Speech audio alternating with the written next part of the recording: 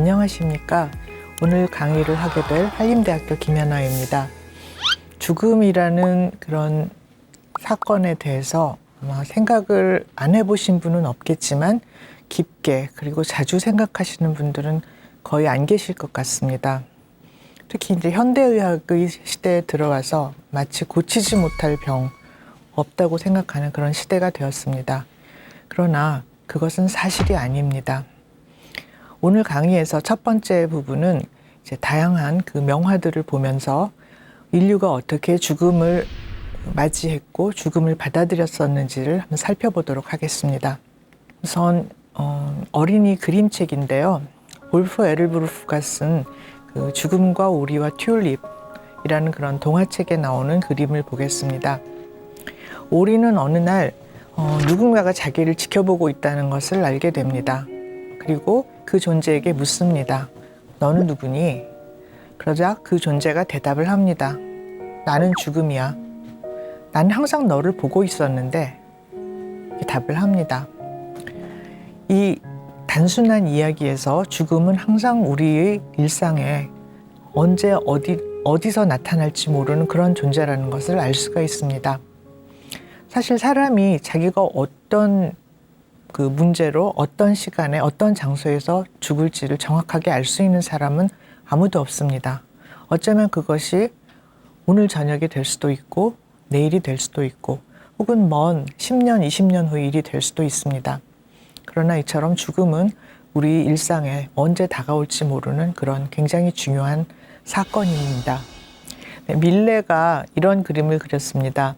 밀레는 이제 만종이나 이삭 줍는 여인들처럼 이제 전원 풍경을 많이 그렸지만 이 그림에서는 생의 어느 순간에 나도 모르게 갑자기 찾아오는 이런 죽음의 모습을 그리고 있습니다.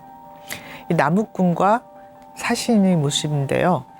나무꾼은 나무를 한 짐 하고 집으로 돌아가려고 합니다. 그런데 갑자기 죽음이 나타나서 나무꾼을 데려갑니다. 그러니까 나무꾼은 두 팔, 두 다리를 모두 벗당겨서 안 따라가려고 하지만 사신은 너무나 쉽게 한 손을 어깨에 턱 얹고 그냥 데려갑니다. 이 자세만 봐도 이미 시합은 끝난 것 같습니다.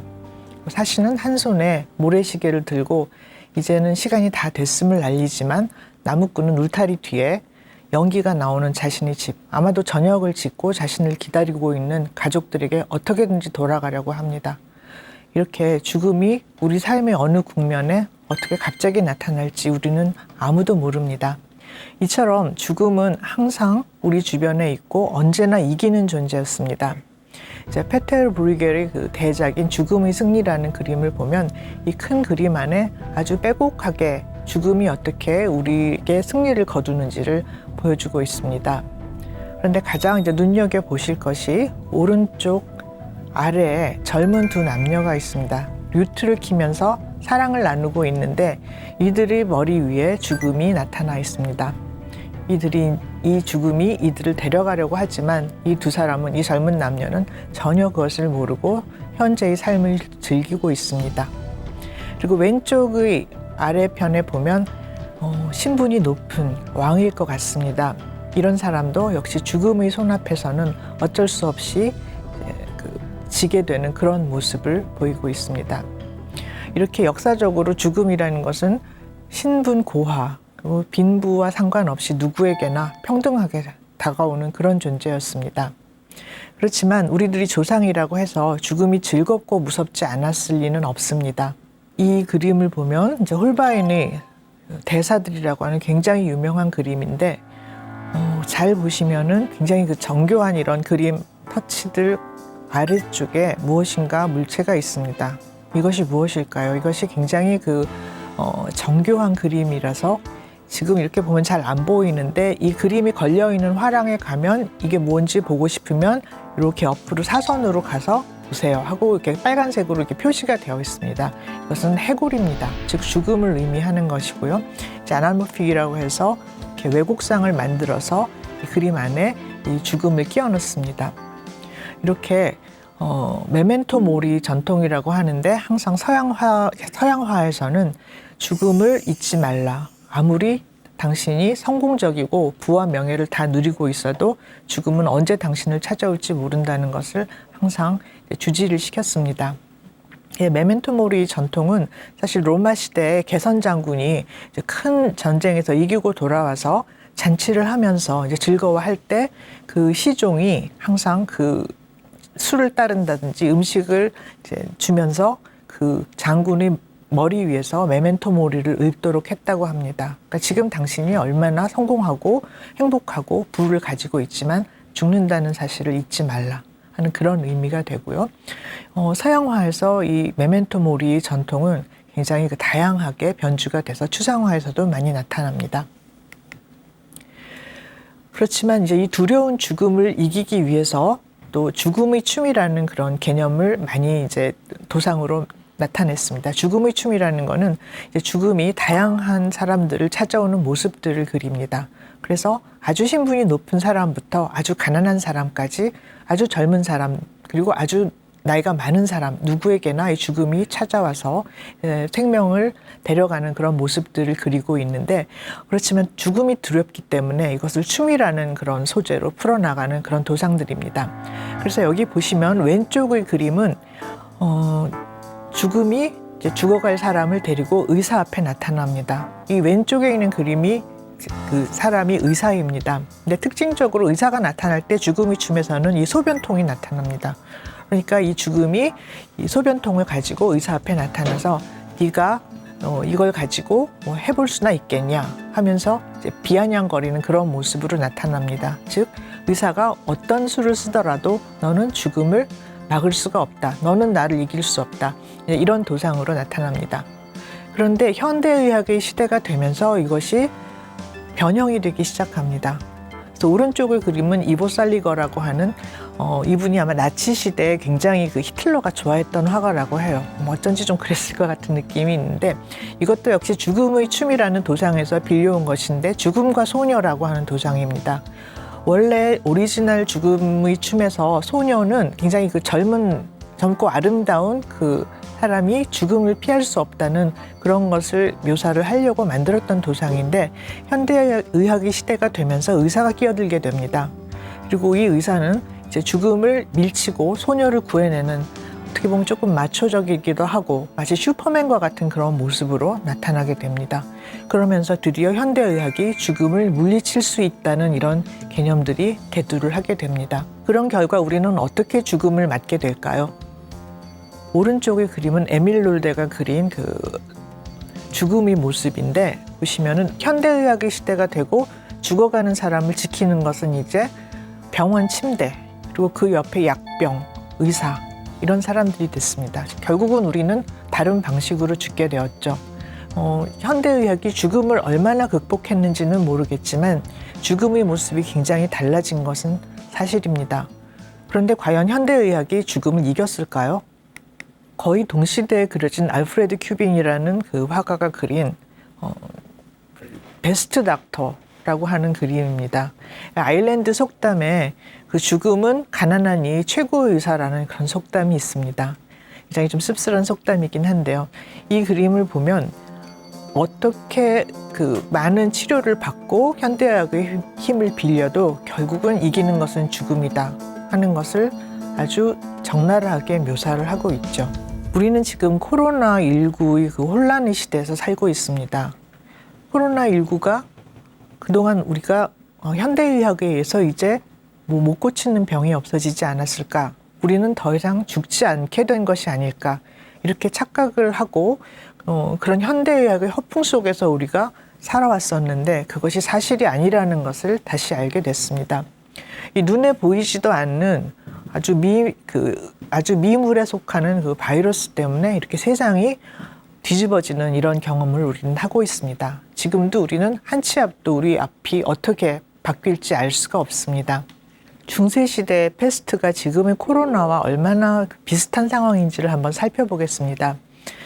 패스트는 코로나와는 완전히 다른 그런 질환이죠. 그러니까 패스트는 G라는 숙주가 균을 옮깁니다. 예르시니아 페스티스라고 하는 균을 옮기고 이 균은 바이러스는 아닙니다. 그러나 중세시대 사람들은 균이라는 개념조차도 없었거든요.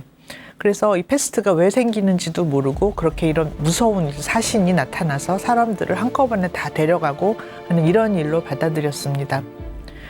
코로나하고 패스트가 굉장히 비슷한 점이 패스트도 한 번으로 끝나지를 않았어요. 그러니까 우리는 그냥 패스트가 한 번 와서 사람들이 막 죽고 그리고 사태가 종결됐다고 생각을 하는데 그게 아닙니다. 끝났다고 생각하고 사람들이 다시 활동을 시작하면 다시 한번 패스트가 우르르 일어나서 또 많은 사람들이 죽고 이런 것이 여러 번이 반복되는 그런 경과였습니다. 결국은 패스트라는 그런 사건은 중세시대가 끝나고 르네상스가 열리는 그런 큰 계기가 되었습니다. 우리 코로나도 지금 분명히 우리가 지금까지 살아왔던 방식을 바꿀 거라는 것은 명확하고요. 이 오른쪽 그림을 보시면 패스트 시대의 의사의 모습입니다. 보면은 얼굴에 이렇게 새 같은 가면을 쓰고 있고요. 그리고 전신을 이제 옷으로 가운으로 이렇게 감싸고 있고 손에도 이제 장갑을 끼고 있습니다. 그런데 이 새 얼굴을 보면은 이제 부리가 이렇게 나와 있는데 이 부리가 나와 있는 거는 이제 시체나 이런 환자들을 다룰 때 나오는 그런 냄새를 조금 좀 피하기 위해서 이 부리 안에다가 이제 향초라든지 약초 같은 것을 많이 넣었다고 해요. 그래서 이게 패스트 시대의 의사의 모습인데 오른쪽에 방역복을 입은 코로나 시대의 의료진의 모습입니다. 이것을 보면 우리가 변한 것이 거의 없다는 걸 알 수가 있죠. 몸을 다 싸고 그리고 눈과 코, 입 다 막고 이런 방역복을 입고 활동을 하는 의료진의 모습은 그 패스트 시대의 그런 의사들의 모습과 달라진 것이 없습니다. 그리고 이 전염병 환자들을 수용하는 병원의 모습도 사실은 달라진 것이 중세 시대부터 거의 없습니다. 이 패스트 시대에 많은 사람들이 잘은 모르지만 일단 어디서 이렇게 조용한 장소에서 이렇게 격리가 되어 있으면 병을 피할 수 있다고 생각을 했습니다.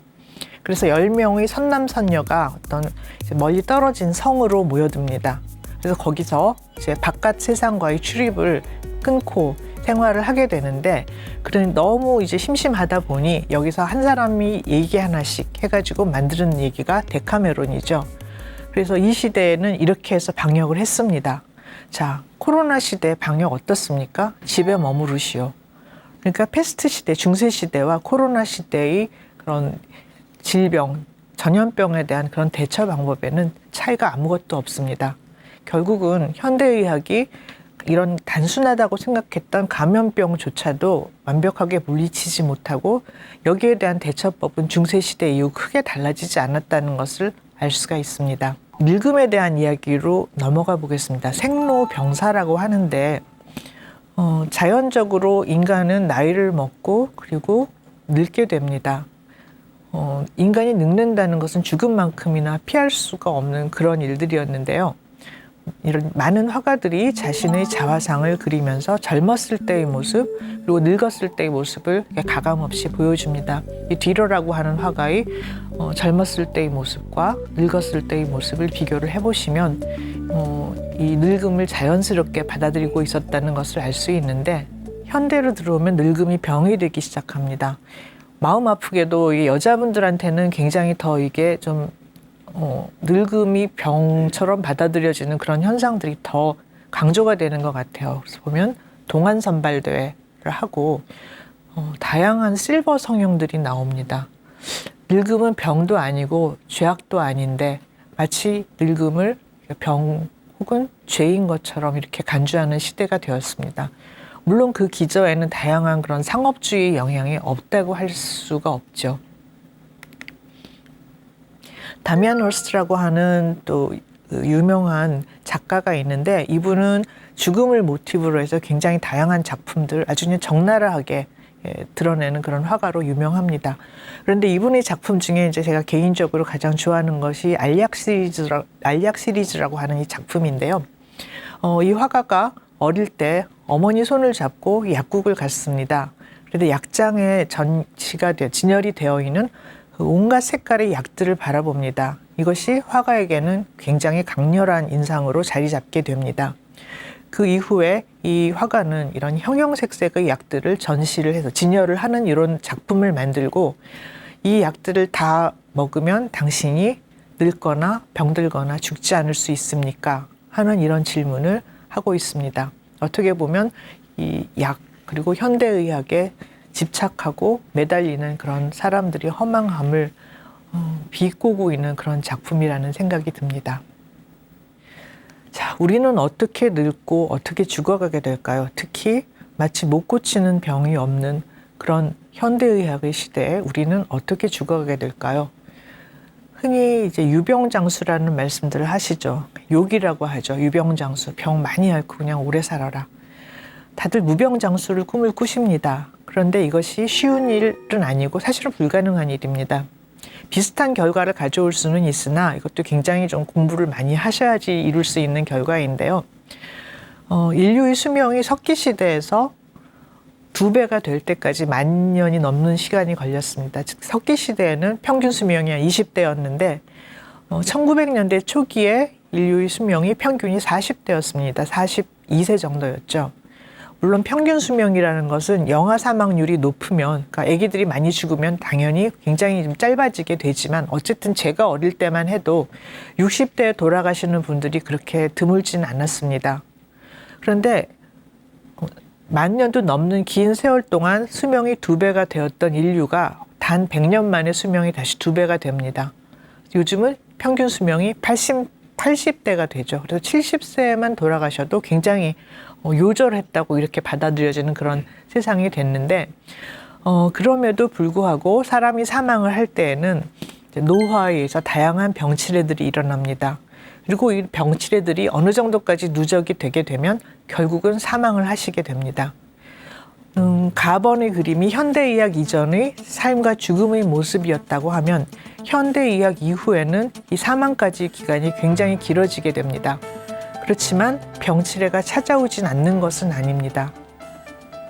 현대의학의 다양한 건강관리법이라든지 아니면 나아진 영양 등으로 인해서 이 병치레에서 그 사망에 이르는 기간이 길어지고 또 병치레 자체도 실제로 이제 나이에 비해서 굉장히 몸 상태가 건강하신 어르신들을 많이 보게 되잖아요. 그래서 실제로 이제 이 병치레의 그 단계도 조금 좀 완화가 되는 그런 경향이 없지는 않지만 결국은 이 긴 기간을 지나서 어느 시점이 되면 사망을 피할 수가 없습니다. 그런데 이 과거의 기준으로는 이미 사망을 하신 그런 상황인데 여기에 개입하는 것이 연명치료입니다. 그래서 이미 이제 사망과 거의 비슷한 몸 상태임에도 불구하고 연명치료로 사망까지 기간을 더 길게 인위적으로 늘릴 수가 있습니다. 현재 일어나는 많은 웰다잉 논의 그리고 연명치료를 하지 않는 것이 바람직하다는 그런 논의들은 바로 이런 이치에서 나오는 일이고요. 그래서 다번과 같이 병치레와 이런 누적된 몸 상태의 악화에 의해서 사망이 가까워지면 인위적으로 이것을 늘리지 말고 그때 사망을 받아들이자 하는 것이 현대의료에선 무병장수에 가까운 최선의 결과라고 볼 수가 있겠고요. 어른들이 말씀하시는 9988124라는 말씀이 있습니다. 이것은 생물학적으로 불가능하다는 것을 대단히 죄송하지만 생물학적으로 불가능하다는 말씀을 드립니다. 왜냐하면은 신체가 생물학적인 그런 기전에 의해서 노화와 다양한 병이 축적이 되는 것은 피할 수가 없습니다. 이렇게 99세까지 팔팔하게 하루 이틀 살다가 하루 이틀 아프다가 돌아가신다. 이것은 사고나 자살같이 어느 날 갑자기 생이 딱 끊어지지 않는 그런 시나리오가 아니면 가능하지가 않습니다. 어떻게 늙고 죽어가는지를 또 하나의 그림으로 살펴보겠습니다. 보시면은 세로축은 기능 정도입니다. 그래서 생활을 하다가 어느 정도 기능 손실이 되면, 즉 병치레와 신체의 쇠약에 의해서 독립생활이 불가한 단계가 됩니다. 무슨 말이냐면 나 혼자 내가 먹을 것을 챙길 수 없는 나이, 그리고 누군가가 도와주지 않으면 내 몸 간수를 할 수 없는 그런 단계가 됩니다. 여기서 더 진행을 하게 되면은 준와상 상태, 와상이라는 건 누워 지낸다는 뜻이죠. 그래서 준와상 상태가 되고 이제는 대부분의 시간을 침대에 누워서 지낼 수밖에 없지만 그래도 간단한 화장실이라든지 식사를 하려고 잠깐 침상을 벗어날 수는 있는 상태. 그리고 여기서 더 진행을 하면 완전 와상 상태가 됩니다. 즉 침대 밖을 벗어나지 못하시는 단계가 됩니다. 이때가 되면 이제 가장 큰 문제가 배설이 문제가 됩니다. 누군가가 나의 그 배설을 치워줘야 하는 이런 단계가 되죠. 사실 옛날에 효부상 이런 단골 레퍼토리가 이제 중풍으로 쓰러지신 시어머니 그 그 기저귀를 5년 동안 갈았다. 이것이 사실은 단골 레퍼토리였는데 이것을 생물학적인 개념으로 대입을 해보면 바로 완전 와상 상태가 된 어르신이 사망할 때까지 돌봤다 하는 그런 의미가 됩니다. 그리고 완전 와상에서 이제 더 진행을 하면 사망을 하는데요. 이제 다양한 그런 인생의 일들을 겪으면서 서서히 다노화와 생활 기능의 소실을 통해서 사망을 하게 됩니다. 중간중간에 독감을 앓았다든지 굉장히 스트레스를 앓는다든지 하면 조금 그때 잠깐 이제 기능이 더 소실됐다가 다시 돌아오고 하는 그런 과정을 여러 번 겪게 됩니다. 그런데 이것이 갑자기 툭 떨어지는, 절벽으로 떨어지는 것처럼 그렇게 심한 기능 손실이 일어나는 그런 시기가 있습니다. 중풍을 앓았다든지 아니면은 낙상을 했는데, 낙상도 어르신들 낙상이 굉장히 심각한데 그렇게 심각하게 생각을 안 하시는 것 같아요. 낙상을 해서 대퇴골 골절이 됐다 하면은 거의 뭐 완전 와상 상태가 되는 거죠. 침대를 못 나올 정도가 되셨다가 다행히 이제 회복을 하시게 되더라도 전의 단계로는 돌아오지를 못합니다. 그리고 이렇게 해서 신체 기능이 꺾이게 되면 사망까지 기간도 굉장히 짧아지지만 문제는 독립생활을 할 수 있는 기간이 굉장히 짧아진다는 게 문제가 됩니다. 결국은 누군가의 그 도움을 받지 않으면 생활을 할 수 없는 그런 단계가 굉장히 길어진다는 그런 문제가 있습니다. 그래서 어쩔 수 없는 그런 이벤트들은 할 수 없지만 특히 이제 어르신들은 낙상을 굉장히 좀 신경을 쓰시라는 것을 이제 말씀을 드리고 싶고요. 엘리자베스 퀴블러 로스라고 하는 아주 유명한 정신과 의사가 있습니다. 이분이 현대에 영향을 준 100명의 철학자에도 그 반열에도 올라갈 정도로 유명한 분인데, 이분이 죽음과 죽어감이라는 저서에서 죽음의 5단계를 이야기를 했습니다. 내가 암을 진단을 받았어요. 그리고 시한부라는 걸 알게 됐습니다. 이럴 때 사람들은 어떻게 반응을 할까? 우선 첫 단계는 부정입니다. 그럴 리가 없어.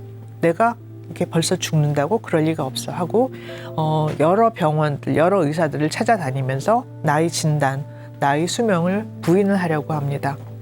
그러나 그것이 사실이라는 걸 알게 되었을 때는 이제 분노하게 됩니다. 어떻게 나한테 이런 일이 있을 수가 있지? 내가 얼마나 열심히 살았고 내가 얼마나 가치 있는 일들을 많이 했는데, 이제 분노를 하게 됩니다.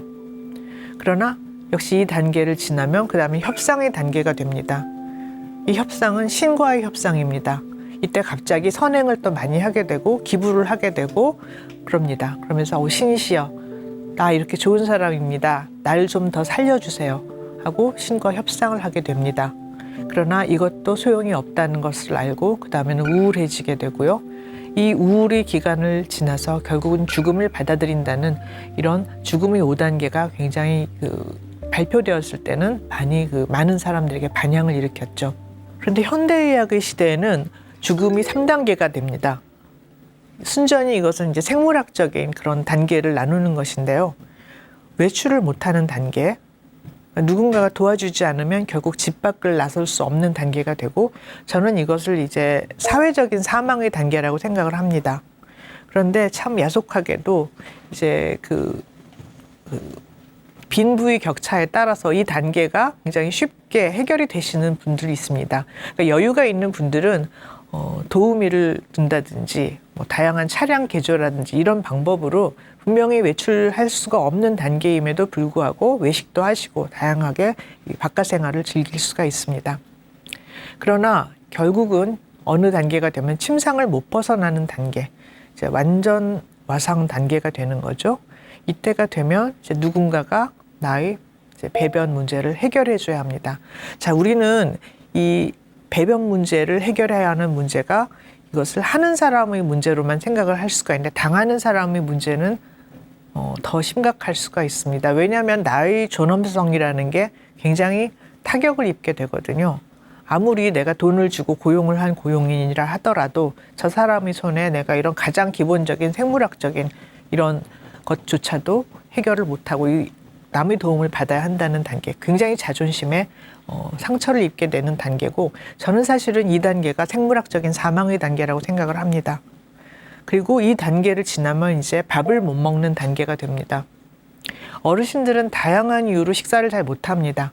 우선 밥맛이 떨어지는 것도 있고 소화가 잘 안 되는 것도 있고, 그리고 심지어는 음식을 넘기는 게 아프다고까지 표현을 하시는 경우가 있습니다. 그래서 점점 식사량이 줄어들게 되고 죽음으로 다가가게 되는데 현대의학은 여기에서도 답이 있습니다. 식사를 못 하시면 코에다가 이제 레빈 튜브라고 하는 그 고무관을 넣어요. 그래서 이 고무관을 한쪽 끝을 주사기에 넣은 그 영양식하고 연결을 해서 강제로 급식을 할 수가 있습니다.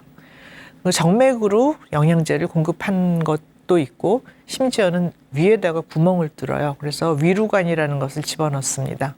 이 위루관을 넣게 되면 굉장히 오랫동안 살 수가 있습니다. 그래서 현대의학의 시대에는 사실 이미 죽음에 도달한 분들도 다양한 치료법이 있게 되는 것이 사실입니다. 영화를 하나 제가 보고 말씀을 드리고 이제 강의를 마쳐야겠는데 이 영화를 아마 보신 분들도 계실 거고요. 아무르라고 하는 두 해로한 노 부부의 이야기입니다. 여기서 이 할머니는 어느 날 노인들에게서 오는 어르신들에게서 오는 피할 수 없는 한 과정인 혈관성 치매라는 그런 문제로 점점 이제 몸 기능이 떨어지게 되고 일상생활을 못하게 됩니다. 그런데 이 남편은 할아버지는 할머니가 이렇게 해서 죽는다는 걸 받아들이지를 못합니다.